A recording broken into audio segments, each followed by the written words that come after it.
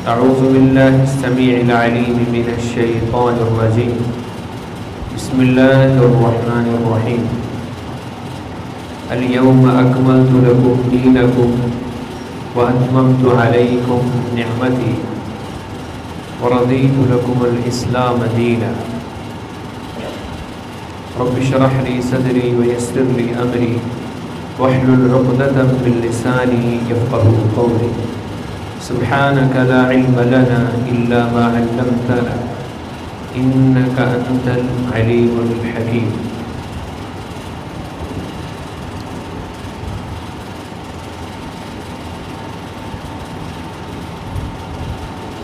رسول اللہ صلی اللہ علیہ وسلم نے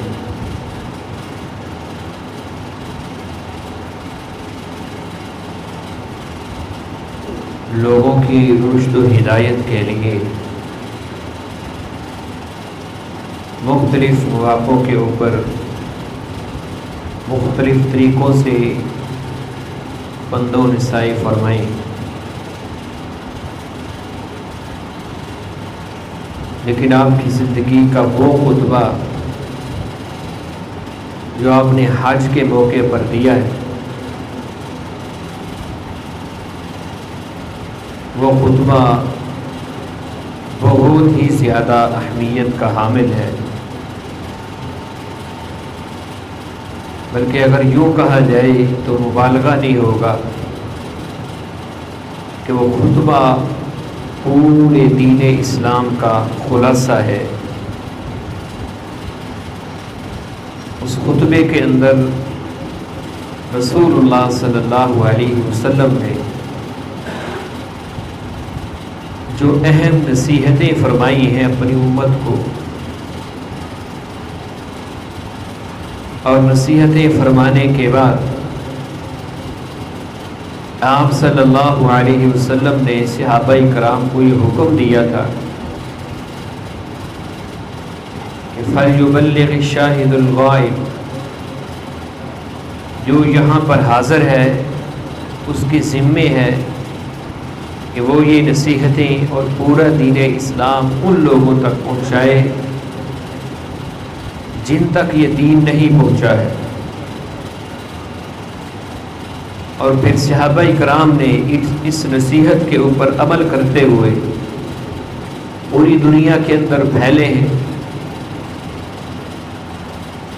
اور اللہ کے رسول صلی اللہ علیہ وسلم کی اس نصیحت پر اس انداز سے عمل کیا ہے کہ دنیا حیران رہ گئی ہے۔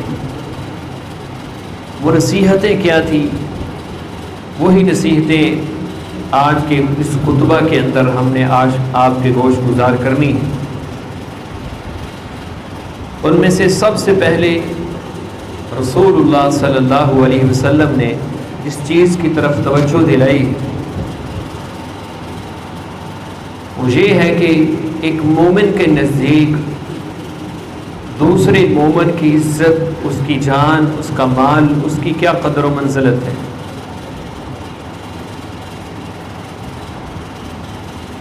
آپ صلی اللہ علیہ وسلم نے فرمایا ان دماءکم و اموالکم، دو چیزیں فرمایا تمہارے اوپر حرام ہے، تمہارے مال اور تمہارے خون، کا حرمت یومکم ھذا، سب سے پہلے فرمایا کہ اس دن کی حرمت، یعنی یوم عرفہ ایک عظیم دن ہے، یہ ایک ایسا دن ہے کہ جس دن اللہ رب العزت دن کے وقت آسمان دنیا پر آتے ہیں، اور اس دن اللہ رب العزت لوگوں کو جہنم سے آزاد کرتا ہے، اور اس دن کی یہ فضیلت ہے۔ رسول اللہ صلی اللہ علیہ وسلم فرماتے ہیں کہ اس دن وہ لوگ جو حج کے لیے نہیں گئے ہیں اپنے اپنے گھروں کے اندر موجود ہیں، وہ اگر روزہ رکھیں گے تو اللہ رب العزت کو وہ روزہ اتنا محبوب ہے کہ اللہ 2 سال کے گناہوں کو معاف کر دیتا ہے۔ ایک مسلمان کی جان، اس کا خون، اس کا مال دوسرے مسلمان کے لیے کتنا اہم ہے، اس کی حفاظت کرنا، اس کا احترام کرنا۔ فرمایا جس طرح اس دن کی حرمت ہے. پھر فرمایا فی شہرکم ھذا، مہینہ بھی حرمت والا ہے، ذوالحجہ کا مہینہ ہے. 4 مہینے اللہ رب العزت نے فرمایا جب سے اللہ رب العزت نے زمین و آسمان کو بنایا ہے، کائنات کو بنایا ہے، یہ 4 مہینے حرمت والے چلے آ رہے ہیں. ان 4 مہینوں کا احترام مشرکین مکہ بھی کیا کرتے تھے کہ جن کی گھٹی کے اندر اس حد تک جہالت تھی کہ چھوٹی چھوٹی باتوں کے اوپر سالہ سال تک لڑائیاں چلتی، لیکن اس کے باوجود ان 4 مہینوں کا احترام وہ بھی کیا کرتے تھے. پہلے فرمایا اس دن کی حرمت کے، پھر دوسری حرمت فی شہریکم ھذا، اس مہینے کی حرمت ہے، اور تیسری حرمت رسول اللہ صلی اللہ علیہ وسلم فرمایا فی بلدکم ھذا، یہ جو مکہ شہر ہے اس کا احترام کتنا ایک مسلمان کے اوپر لازم ہے. ہر مسلمان اس گھر کا احترام کرتا ہے، اس گھر کے بارے میں، اس شہر کے بارے میں ذرہ برابر بھی اس کے خلاف کوئی بات سننا گوارا نہیں کرتا ہے.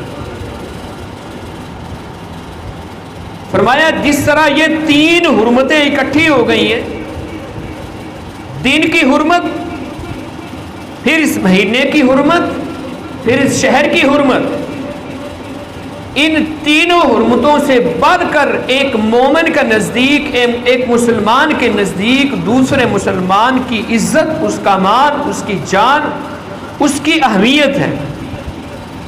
اور اللہ رب العزت نے کتنے سخت الفاظ کہے، وَمَن يَقْتُلْ مُؤْمِنًا مُتَعَمِّدًا فَجَزَاؤُهُ جَهَنَّمَ خَالِدًا فِيهَا، کہ جو شخص کسی مسلمان کو بغیر کسی وجہ کے قتل کر دیتا ہے، کوئی وجہ نہیں، جان بوجھ کے قتل کرتا ہے، فَجَزَاؤُهُ جَهَنَّمَ خَالِدًا فِيهَا، فرمایا کہ اس کے لیے اللہ رب العزت نے جہنم کو ہمیشہ ہمیشہ کے لیے لکھ دیا. اور دوسرا عذاب غضب اللہ علیہا، اللہ رب العزت اس کے اوپر اپنا غضب نازل کرتے ہیں. اور تیسرا عذاب وَلَعَنَهُ، اس کے اوپر اللہ اپنی لعنتوں کو نازل کرتے ہیں.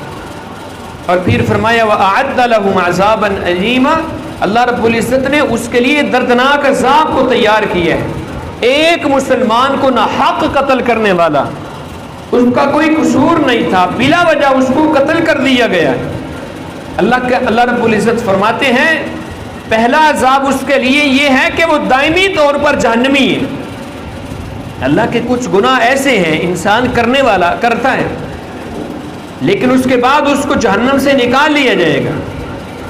لیکن کچھ گناہ ایسے ہیں اگر کرنے والا بغیر توبہ کے مر گیا ہے، ان میں سے ایک شرک ہے، ایک کسی مسلمان کو ناحق قتل کرنا ہے، بغیر کسی وجہ کے قتل کر دیتا ہے. اگر اس کو وہ توبہ نہیں کرتا، شرک سے توبہ نہیں کرتا، یا اس گناہ سے توبہ نہیں کرتا جو اس نے کیا ہے، اللہ رب العزت فرماتے ہیں یہ شخص دائمی جہنمی ہے.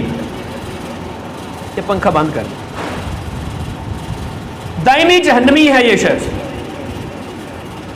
اسی طرح رسول اللہ صلی اللہ علیہ وسلم نے فرمایا لَزَوَالُ الدُّنْيَا أَهْوَنُ عَلَى اللَّهِ مِنْ قَتْلِ مُؤْمِنٍ، ساری دنیا ختم ہو جائے، ساری دنیا کا اختتام اللہ رب العزت کو اتنا زیادہ برا نہیں لگتا، اتنا زیادہ اس کے اوپر غصہ نہیں آتا جتنا غصہ اللہ رب العزت ایک مومن بندے کے قتل کے اوپر آتا ہے. اسی لیے رسول اللہ صلی اللہ علیہ وسلم نے بیت اللہ کو مخاطب کر کے فرمایا تھا کہ تیری عزت، تیری شان، تیری رفعت، تیری بلندی، تیرا مقام و مرتبہ بہت زیادہ ہے، لیکن ایک مومن بندہ، ایک ایمان والا بندہ، اس کی قدر و منزلت فرمایا بیت اللہ تم سے بھی بڑھ کر ہے. اللہ کے ہاں کتنا مقام و مرتبہ ہے. بلکہ رسول اللہ صلی اللہ علیہ وسلم فرماتے ہیں لو ان اہل السماء والارض اشترکوا فی دم مؤمن، ایک مومن کے قتل کے اندر ساری دنیا، اہل السماء والارض، زمین و آسمان کے اندر جو کچھ بھی ہے ساری دنیا ایک مومن کے قتل کے اندر اگر قصوروار ہے، مجرم ہے، نبی صلی اللہ علیہ وسلم فرماتے ہیں اللہ اس ایک مومن بندے کے قتل کے بدلے میں ساری دنیا کو سزا دے۔ اتنی اہمیت ہے ایک مومن بندے کی اللہ رب العزت کے نزدیک، بلکہ فرمایا قیامت والے دن قاتل اور مقتول دونوں آئیں گے اللہ رب العزت کے دربار کے اندر، اللہ کے دربار کے اندر کھڑے ہوں گے، مقتول کا سر اس کے ہاتھ میں ہوگا اور وہ کہے گا اللہ رب العزت سے یا ربی سل ھذا لما قتلتنی، اے اللہ اس سے پوچھ اس نے مجھ کو کیوں قتل کیا تھا، میرا جرم کیا تھا۔ اور نبی صلی اللہ علیہ وسلم نے قرب قیامت کی ایک نشانی بیان کی، فرمایا قتل و غارت عام ہو جائے گی، اس حد تک عام ہو جائے گی نہ قتل کرنے والے کو کچھ پتا ہوگا کہ میں کیوں قتل کر رہا ہوں، اور نہ مقتول کو پتا ہوگا کہ میں کیوں قتل کیا جا رہا ہوں۔ جہالت کا یہ عالم ہوگا۔ اللہ کے بندو، رسول اللہ صلی اللہ علیہ وسلم نے، دین اسلام نے اس قدر بھائی چارہ سکھایا ہے، مومن کا آپس کے اندر، ایمان والوں کا آپس کے اندر حکم فرمایا وَاعْتَصِمُوا بِحَبْلِ اللَّهِ جَمِيعًا وَلَا تَفَرَّقُوا، اللہ کی رسی کو مضبوطی کے ساتھ تھام لو، آپس میں رکاوٹیں نہ ڈالو، اختلاف نہ ڈالو، ایک دوسرے کی مخالفت نہ کرو۔ وَأَلَّفَ بَيْنَ قُلُوبِهِمْ، ایک اتنا بڑا انعام اللہ رب العزت نے اس کو کہا ہے وَأَلَّفَ بَيْنَ قُلُوبِهِمْ لَوْ أَنفَقْتَ مَا فِي الْأَرْضِ جَمِيعًا، اللہ رب العزت فرماتے ہیں ہم نے تمہارے دلوں کے اندر جو محبت، جو پیار، جو الفت ڈال دی ہے نا، اگر اس کو حاصل کرنے کے لیے ہم نہ ڈالیں، اگر تم ساری دنیا کا مال بھی اس کے لیے خرچ کر دو پھر بھی تمہیں یہ محبت نہیں مل سکتی جو ہم نے تمہارے دلوں کے اندر ڈالی۔ اسی لیے رسول اللہ صلی اللہ علیہ وسلم نے فرمایا المؤمن للمؤمن کالبنیان یشد بعضهم بعضا، مومن ایک دوسرے کے لیے چوننا کا گچ دیوار کی طرح ہے، ایک اینٹ دوسری اینٹ کو مضبوط کرتی ہے، وہ اس کو پیچھے نہیں دھکیلتی ہے۔ اس لیے ہر اس عمل سے دین اسلام نے روکا ہے، ہر اس عمل سے کہ جو بھائی چارے کو ختم کرتا ہے، جو اس پیار اور محبت والی فضا کو ختم کرتا ہے۔ رسول اللہ صلی اللہ علیہ وسلم نے جب ایک اسلامی معاشرے کی تشکیل کی ہے، جب ایک اسلامی ریاست کی تشکیل کی ہے، اس ریاست کے اندر سر فہرست جو چیز، جو لائے عمل رسول اللہ صلی اللہ علیہ وسلم نے اپنایا ہے، صحابہ کرام کے اندر جو جس چیز کو عام کیا ہے وہ کیا ہے؟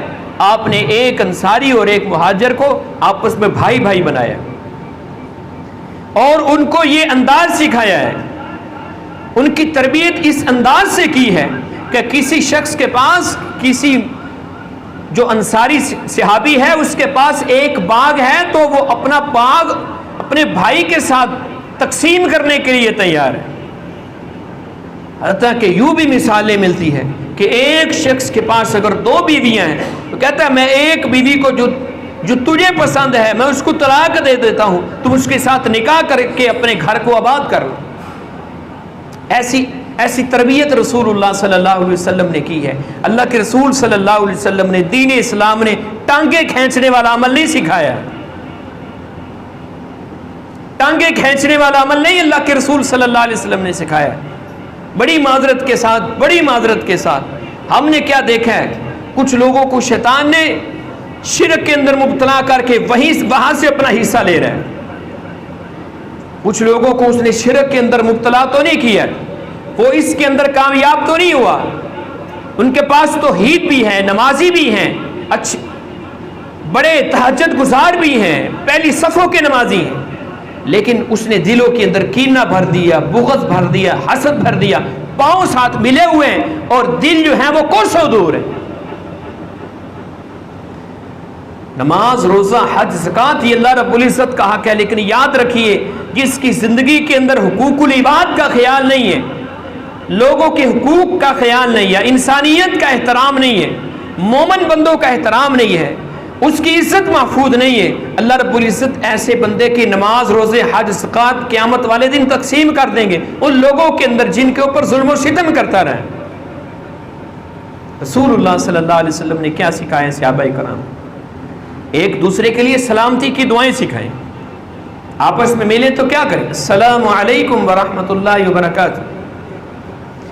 اس انداز سے یہ دعا کو عام کیا ہے کہ کہیں کسی صحابی نے سلام بلایا ہے اور اس نے جواب نہیں دیا سننے والے ساتھی نے، تو وہ معاملات اللہ کے رسول صلی اللہ علیہ وسلم تک پہنچے کہ اللہ کے رسول، اس نے میرے سلام کا جواب نہیں دیا، اس سے پوچھیں میرے ساتھ اس کا رنج کیا ہے، میرے ساتھ اس کا غصہ کیا ہے. سلام کا جواب نہیں اس نے دیا. چہ جائے کہ بول جالی ختم ہو جائے اور سالہ سال تک ایک دوسرے کی مخالفت کی جائے، ایک دوسرے کی ٹانگیں کھینچی جائیں. ہمارے ہاں ماحول ایسا بن چکا ہے، اللہ رب العزت ہمیں محفوظ فرمائے. ہماری مسجد کا ویسے ایسا ماحول نہیں ہے. میں عام معاشرے کی بات کر رہا ہوں، عام معاشرے کی بات، کہ مساجد کے اندر نمازیں ادا کی جا رہی ہیں، نمازوں کے بعد چار چار ٹولیاں بیٹھ گئی ہیں، وہ اس کی چگلیاں کر رہے ہیں، وہ اس کی چگلیاں کر رہے ہیں. جو نماز ہم نے پڑھی تھی، ظہر کی، عصر کی، مغرب کی، عشاء کی، جو نماز پڑھی وہ نماز وہی ضائع کر کے چلے گئے، کوئی فائدہ نہیں. دین اسلام کیسے کہتے ہیں؟ اللہ رب العزت نے سورۃ حجرات کو پڑھ کرتے دکھائیں. چھوٹے چھوٹے اعمال، چھوٹی چھوٹی غلطیاں جو بہت بڑی فساد کا سبب بنتی ہیں، اس سے روکا گیا ہے. کیا حکم ہے اللہ رب العزت کا؟ وَإِن طَائِفَتَانِ مِنَ الْمُؤْمِنِينَ اقْتَتَلُوا فَأَصْلِحُوا بَيْنَهُمَا. دو جماعتیں آپس میں لڑ پڑتی ہیں، ان کے درمیان صلح کرواؤ. اللہ کے رسول صلی اللہ علیہ وسلم کیا فرماتے ہیں؟ اللہ کے رسول صلی اللہ علیہ وسلم فرماتے ہیں دو مسلمان بھائیوں کے درمیان صلح کروانے کے لیے جھوٹ بولنے والا شخص جھوٹا نہیں ہے. جھوٹ کتنا بڑا کبیرہ گناہ ہے، کتنا بڑا کبیرہ گناہ ہے. فرشتے دور ہو جاتے ہیں جھوٹ بولنے والے سے. بلکہ رسول اللہ صلی اللہ علیہ وسلم فرماتے ہیں ایک بندہ جھوٹ بولتا رہتا ہے حتیٰ کہ اللہ کے ہاں اس کو کذاب لکھ دیا جاتا ہے کہ یہ جھوٹا ترین انسان ہے. منافق بندے کی بری خصلت اللہ کے پیغمبر صلی اللہ علیہ وسلم نے بیان کی ہے، بات کرتا ہے تو جھوٹ بولتے ہیں. کبیرہ گناہ، کبیرہ گناہ. لیکن دو مسلمانوں کے درمیان صلح کروانا، ان کے درمیان بھائی چارہ، ان کے درمیان ادب و احترام، اس کی کس قدر اہمیت ہے. اللہ کے رسول فرماتے ہیں ان کو ملانے کے لیے ایک بندہ جھوٹ بول دیتا ہے نا تو یہ گناہ نہیں کر رہا، اس نے درست کیا ہے، یہ جھوٹا شخص نہیں ہے. ہمارا طریقہ کار کیا ہے؟ ہمارے معاشرے کا طریقہ کار کیا ہے؟ ہمارے ہاں مسلمانوں کا طریقہ کار کیا ہے؟ دو مسلمان آپس میں ملے ہوئے ہیں، اللہ تعالیٰ معاف فرمائے، ہمارے ہاں کچھ ایسے بھی بد نصیب پائے جاتے ہیں کہ دو مسلمانوں کے درمیان لڑائی جھگڑا فساد کرنے کے لیے جھوٹ بول دیتے ہیں. چہ جائے کہ دو مسلمان جو لڑے ہوئے ہیں ان کی آپس میں صلح کروائی جائے. اللہ کا قرآن کیا کہتا ہے؟ فرمایا دو جماعتوں کے درمیان صلح کرواؤ. اب ایک جماعت راضی ہو گئی، دوسری جماعت نہیں راضی ہوئی، اب تم نے ساتھ کس کا دینا ہے؟ اللہ رب العزت کا قرآن ہے، سورۃ حجرات ہے. اللہ فرماتے ہیں تم نے اس کا ساتھ دینا ہے جو صلح کروانے کے لیے راضی ہو گئے، صلح کرنے کے لیے راضی ہو گئے. ایک اور بری بات، بری خصلت جو فساد کا سبب بنتی ہے، اس سے اللہ کے قرآن نے روکا ہے، سورۃ حجرات ہے. اللہ رب العزت فرماتے ہیں لا يسخر قوم من قوم عسى ان يكون خيرا منهم. کوئی قوم دوسری قوم کا مذاق کو نہ اڑائے، ہو سکتا ہے وہ اس سے بہتر ہو. اب یہ چیز عورتوں کے اندر زیادہ پائی جاتی ہے. اللہ رب العزت نے اسپیشل عورتوں کا نام لے کر فرمایا کہ کوئی عورت کسی دوسری عورت کا مذاق نہ اڑائے. چغل خوری سے روکا ہے، غیبتوں سے روکا ہے آگے چل کر. اور اینڈ کے اوپر اللہ رب العزت نے ادب و احترام کیا سکھا؟ یا ایھا الناس انا خلقناکم من ذکر و انثی وجعلناکم شعوبا وقبائل لتعارفوا ان اکرمکم عند اللہ اتقاکم. تمہارے جو کنبے قبیلے بنائے ہیں نا کہ یہ ارائیں خاندان ہے، یہ وٹو خاندان ہے، یہ رحمانی خاندان ہے، اس لیے نہیں بنائے کہ تم فخر کرو کہ میرا قبیلہ اونچا ہے، دوسرے کی کوئی قدر و منزلت نہیں. وَجَعَلْنَاكُمْ شُعُوبًا وَقَبَائِلَ لِتَعَارَفُوا. ہم نے تو یہ صرف تعارف کے لیے بنائے، فخر غرور تکبر کرنے کے لیے نہیں بنائے، اللہ کے ہاں قدر و منزلت کی ہے۔ کس کی ہے؟ ان اکرمکم عند اللہ اتقاکم، جس کے دل کے اندر اللہ رب العزت کا خوف زیادہ ہے، وہ کالے رنگ کا حبشی ہو، اس کی کوئی شکل و صورت نہ ہو، لیکن اس کے دل کے اندر اللہ رب العزت کا خوف ہے، تقوی ہے، اس کی اللہ رب العزت کے ہاں قدر و منزلت اتنی ہے۔ ابو بکر صدیق رضی اللہ تعالیٰ عنہ شاید عظیم الشان انسان نے جب حضرت بلال کو تھوڑا سا ڈانٹا تھا تو نبی صلی اللہ علیہ وسلم نے کیا فرمایا؟ آپ نے فرمایا ابو بکر خبردار، بلال کو کچھ نہیں کہنا، اگر اللہ کی زمین کے اوپر بلال ناراض ہو گیا نا، آسمان کے اوپر اللہ رب العزت ناراض ہو جائے۔ کس کو کہا جا رہا ہے؟ کس کو کہا جا رہا ہے؟ انبیاء کے بعد سب سے زیادہ مقام و مرتبے والی عظیم ہستی کو، جس کے بارے میں اللہ کے رسول صلی اللہ علیہ وسلم نے فرمایا تھا دنیا کے اندر ہر انسان کے احسان کے بدلہ میں محمد نے دے دیا ہے، ابو بکر کے احسانات کا بدلہ میں محمد دنیا میں نہیں دے سکتا، آسمانوں والا رب قیامت والے دن خود دے۔ اس عظیم ہستی کو کہا جا رہا ہے کہ اگر تو نے بلال کو کچھ کہا تو اللہ رب العزت آسمانوں پہ ناراض ہو جائے۔ یہ عزت، شان، رفعت اور بلندی ہے، کس کو ملتی ہے؟ ان اکرمکم عند اللہ اتقاکم، جس کے دل کے اندر تقوی زیادہ ہے، اللہ رب العزت کا خوف زیادہ ہے، اللہ کو وہ محبوب ہے۔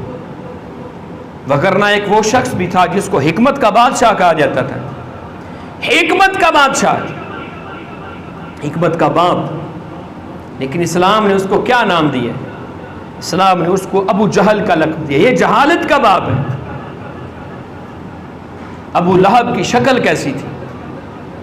چمکتا ہوا چہرہ، چمکتا ہوا چہرہ، لیکن اللہ رب العزت نے کیا کہا؟ تبت یدا ابی لہب وتب ما اغنى عنہ مالہ وما کسب، اس کا مال، اس کا حسب و نسب، اس کا اونچا خاندان اس کے کسی کام نہیں آیا، دیکھتی ہوئی جہنم کے اندر ہم اس کو ڈالیں گے۔ ایک طرف خوبصورت انسان ہے، اونچے حسب و نسب والا ہے، قریشی خاندان ہے، چودھری خاندان، مکے کے چودھری خاندان کا چشم و چراغ ہے، اس کے بارے میں اللہ نے کیا کہا ہے؟ لیکن ایک وہ غلام جو کالے رنگ کا غلام ہے، حبشہ سے ہجرت کر کے آیا ہے، دنیا کے حوالے سے اس کی کوئی قدر و منزلت نہیں ہے، لیکن اللہ کے ہاں اس کا کتنا مقام ہے۔ اللہ رب العزت نے چھوٹے چھوٹے معاملات سے روکے۔ رسول اللہ صلی اللہ علیہ وسلم نے ایک حدیث کے اندر بڑی خوبصورت بات سمجھائی ہے۔ آپ صلی اللہ علیہ وسلم نے فرمایا کامل ایمان والا وہ ہے، کامل مسلمان کون ہے؟ جو اپنے لیے وہی پسند کرتا ہے جو دوسروں کے لیے پسند کرتا ہے۔ میرا مال ناجائز طریقے سے کوئی لے جائے میں نہیں پسند کرتا، میں کیوں پسند کرتا ہوں کہ میں کسی مسلمان کے مال کے اوپر ناجائز طریقے سے اس کے اوپر قبضہ کروں؟ میری عزت کے ساتھ کوئی کھیلے میں نہیں پسند کرتا، پھر میں کیوں پسند کرتا ہوں کہ میں کسی کی عزت کے ساتھ کھیلوں؟ میرے بارے میں کوئی غلط افواہیں پھیلائے میں نہیں پسند کرتا، پھر میں دوسروں کے بارے میں غلط باتیں کیوں پھیلاتا ہوں؟ اللہ کے رسول صلی اللہ علیہ وسلم نے یہ ایمان سکھایا ہے، یہ بھائی چارہ سکھایا ہے۔ یہ رسول اللہ صلی اللہ علیہ وسلم نے اپنے جو حج کے موقع کے اوپر آپ نے خطبہ دیا ہے اس کے اندر سر فہرست انسانیت کو سکھایا ہے۔ ہاں کوئی شخص کہہ سکتا ہے تو پھر جہاد کیوں کیا جاتا ہے؟ وہاں بھی تو انسانوں کو قتل کیا جاتا ہے، یہ بھی تو دہشت گردی ہے۔ کوئی بندہ کہہ سکتا ہے ہم نے یہ بھی نہیں سیکھا، اتنا بھی نہیں سیکھا کہ اس بندے کو جواب دے سکے کہ جہاد کا مطلب کیا ہے۔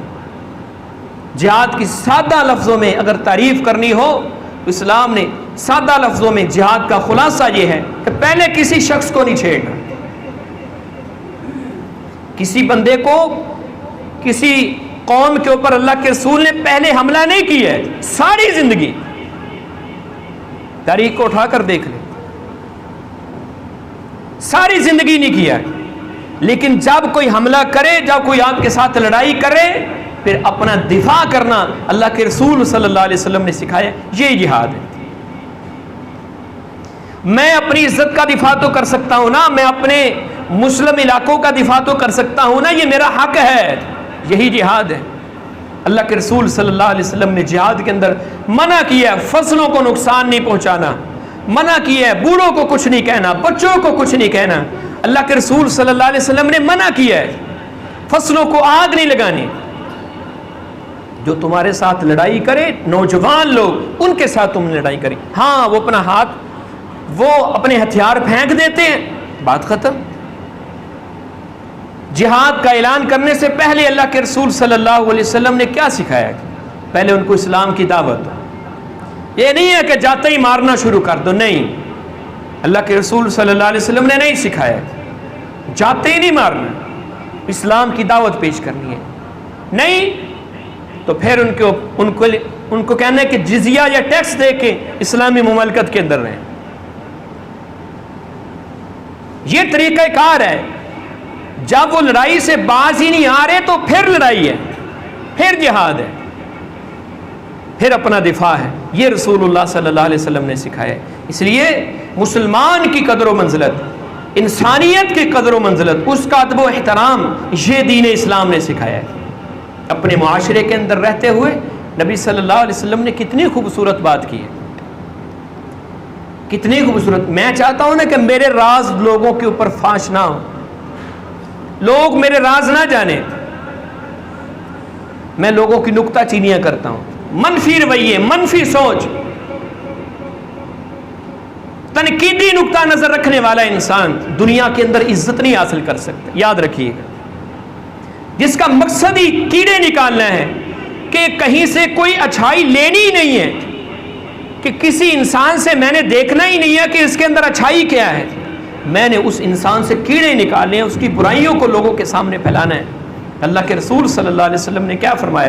من ستر مسلمن سترہ اللہ یوم القیامت۔ میں چاہتا ہوں کل قیامت والے دن میرے گناہ دنیا والوں کے سامنے نہ آئے، نہ دنیا کے اندر دنیا والوں کے سامنے آئے۔ فرمایا اللہ رب العزت نے پھر تمہارے لیے ایک کلیہ ہے۔